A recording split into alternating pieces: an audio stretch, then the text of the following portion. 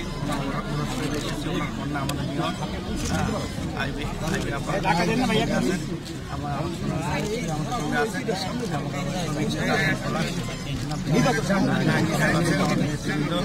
আর কাদের ভাই আমাদের সভাপতি আমাদের যুবলীগের নেতৃবৃন্দ আছে, ওদেরকে নিয়ে আমরা আজকে পড়াশোনাকে আমরা সিন্নি খেলাম।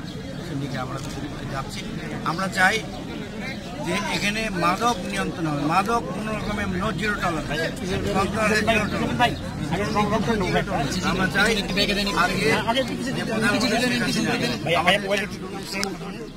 মন্ত্রিসভা দিয়েছেন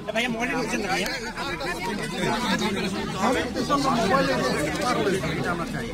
আজকে যোগ্য নেত্রী আমাদের এখানে আছে, বাংলাদেশের সিটি কর্পোরেশনের মেয়র, একটাই সিটি কর্পোরেশনের মেয়র আমাদের কাছে আছেন। ওনাকে বলবো আপনি আপনার যে সুশাসন এটা চালিয়ে যান।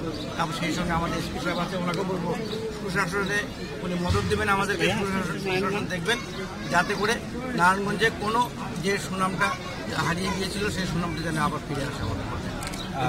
মাননীয় মন্ত্রী হওয়ার পর মন্ত্রণালয়ের দায়িত্ব, সেই সাথে একসময় শুধু রূপগঞ্জের দায়িত্ব ছিল, এখন পুরো জেলার মানুষের আপনাদের প্রত্যাশা বেড়েছে। সেক্ষেত্রে সমন্বয়টা কিভাবে হবে? মন্ত্রণালয় পুরো নারায়ণগঞ্জবাসীর প্রত্যাশা।